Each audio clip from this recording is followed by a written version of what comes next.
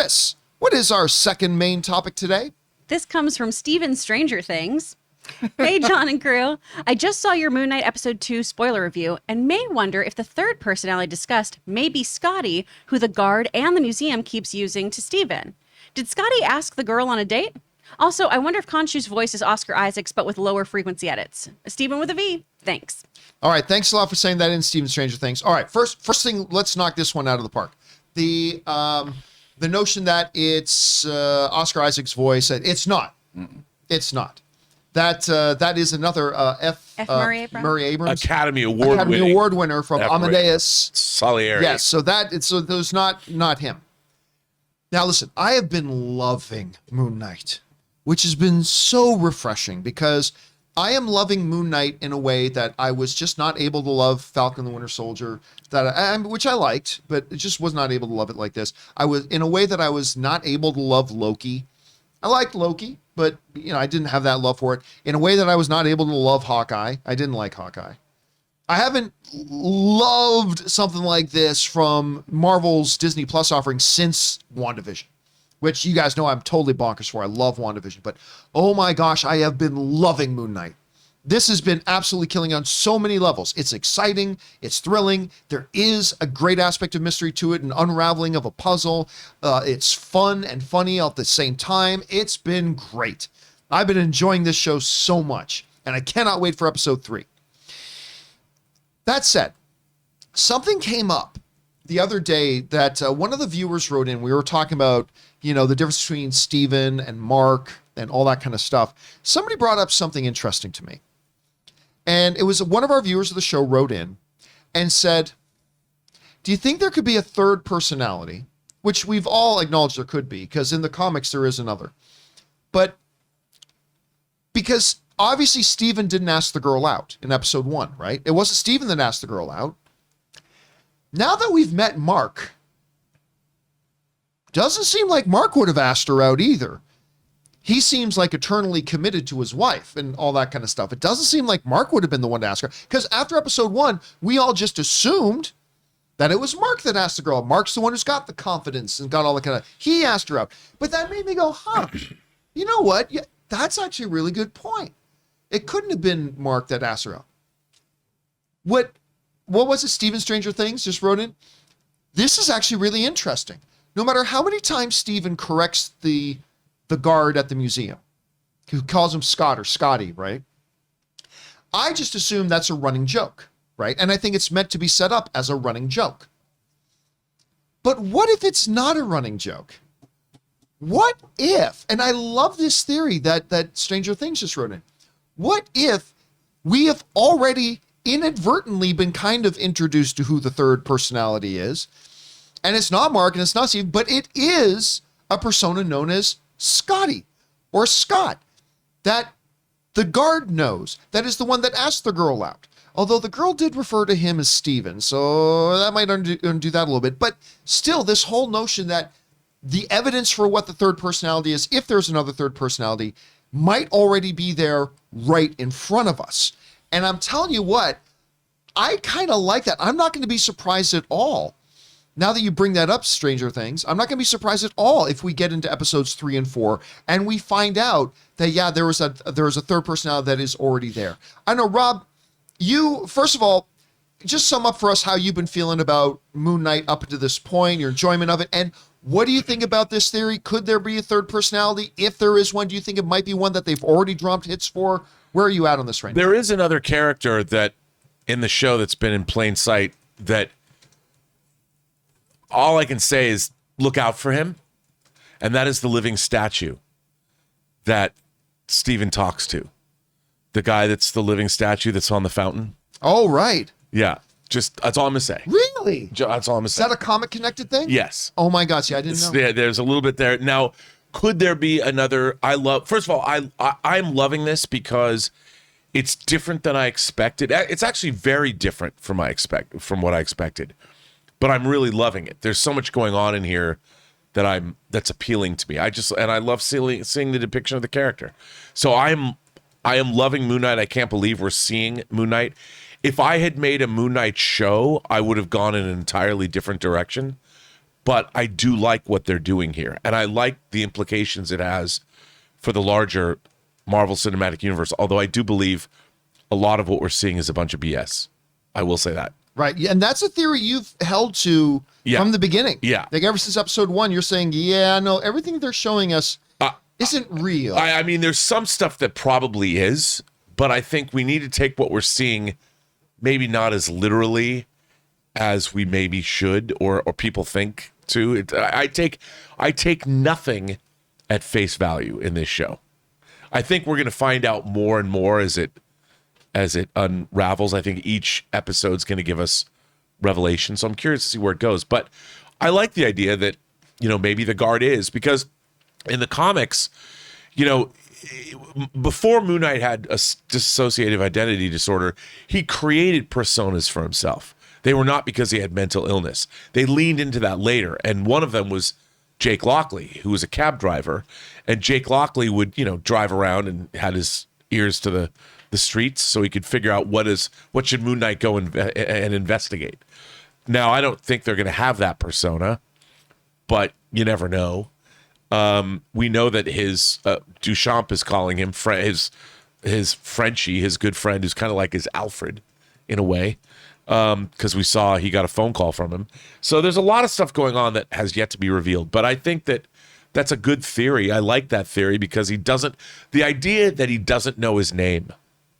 They're always playing off like he's always correcting him. He doesn't know his name because his name really isn't Steven. So right. maybe his persona or maybe his mind is dealing with all that. I mean, I could see all of these people that we've met are fragments of his imagination. Something that the show benefits from, even though it is shot really well, Oscar Isaac is just a brilliant actor, is that I know nothing of this character. And like a lot of the Winter Soldier and like all those characters, we've already been introduced. Do you think that that helps a little bit on why this show is so good? Is that, like you said, the mystery? Not many of us know about him, so everything is interesting. Everything is brand new. You know what I mean? I thought about the same thing, but because it can go both ways, right? Like there's a lot of times there are new characters or new stories, whatever, and it takes us a while to get to know them for us to be able to really appreciate them and like them. At the same time, like you're pointing out, Ray, in the case of Moon Knight, it's like the fact that we don't know him at all is kind of a benefit, right? At least in this, I think it's the mystery aspect of it. I think the same thing that got us so hooked on WandaVision the first episode or two. And I think that's what a couple of the other, Marvel Cinematic shows have not had that sense of mystery. They tried to introduce them, like with Falcon the Winter Soldier, it was who's the power broker. Right. But that's not really a mystery. That's like, well, that's the puzzle that gets solved later. In Loki, it's like, who's the one behind the what's the name of the organization? The TVA. Who's behind the TVA? Okay, but that's really an answer we get later. What the fuck is going on?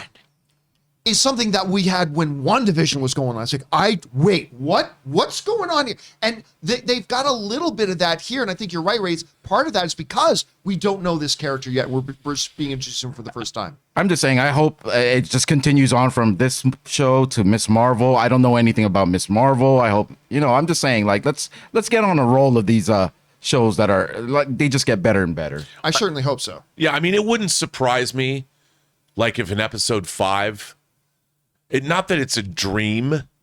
I think there are aspects of what's going on is real there, but it's analogous to something else. Mm-hmm. And there was one run in the comics where Moon Knight thought he was Wolverine and thought he was Spider-Man. He thought he thought he was Marvel. That's really cool, man. Yeah, that was a Brian Bendis run of the comics. So it wouldn't surprise me if everything that's going on, like this storyline, actually will have some kind of a resolution before the end of the series, but we realize that resolution was him being pulled out like Inception. Right. He's on the third level of Inception now. They got to kick him out, into the. Although that maybe it's everything. It's just these ideas, these warring gods and Khonshu being F. Murray Abraham. There's a lot of stuff happening. Maybe it's real, but if you think about it in the wider Marvel Cinematic Universe, if all of this is actually happening at face value, it's a little wacky. Chris, you've been watching this along with, I know you've been enjoying this show an awful lot. What do you think about the theory that they've already given us hints of a third persona? Do you buy into that theory? If not, why not? If so, why? I love this theory mostly because I don't want this to be a Ralph Boner. Right. I don't want this to be like ooh, there's something else here. Oh, it's just a funny penis joke, which we can appreciate. But come on, guys. That was my one note on WandaVision.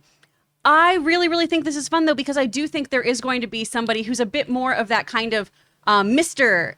Knight character, right? Who's a little more charismatic, a little more of a ladies' man, a little more chill, because we are not getting that from our other two Moon Knight personas, right? And it doesn't seem like either of them would be the type to just ask out a girl and have that really great line about going out for steak and everything and charming her in that way and making her so disappointed when she gets stood up, too. Right? So I really think this has legs. I hope it's not just a little joke of him getting his name wrong all the time. That's still okay. It's not a bummer of a joke, but this would be much more interesting to me. You know, that girl was so heartbroken. I think she quit the job because we haven't seen her ever since. She was like, fuck this, I'm not working at the museum anymore. That gift shop guy I is such just a creep. can't look at him anymore. Well, he actually got the job But because she was asked out by. That's part of what's going on, I think. There's a reason why we haven't seen her. I don't know. I don't know how they're doing it. I'm just saying, there's nothing going on to chance here. I think this is all very carefully calibrated. And I mean, that's only because, when you see movies like Fight Club and it's planned. I mean, they have a plan here. Yeah. And the reveal of it all, at least in my mind, I hope it's that way. Because I want the revelation to be like, wow, okay. All right, guys, question is for you.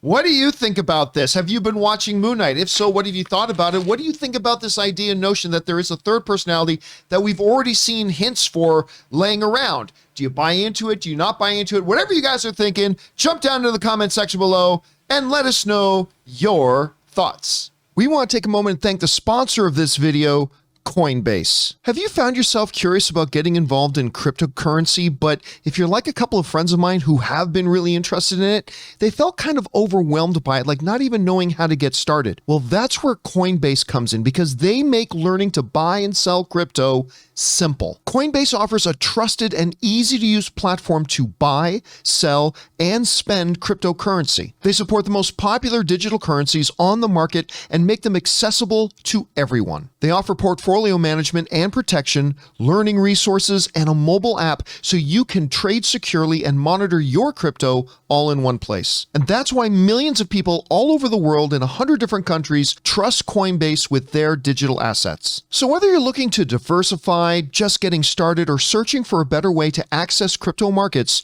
start today with Coinbase. And for a limited time, new users can get $10 in free Bitcoin when you sign up today at coinbase.com/Campea. Sign up at coinbase.com/Campea for $10 in free Bitcoin. This offer is for a limited time only, so be sure to sign up today. That's coinbase.com/Campea. And a big thank you to the folks at Coinbase for sponsoring this episode of the John Campea Show. Remember, guys, by supporting the sponsors of the John Campea Show, you're actually supporting the John Campea Show. So go and make sure you check out those sponsors. Make sure you use those promo codes and links that we have in the description below.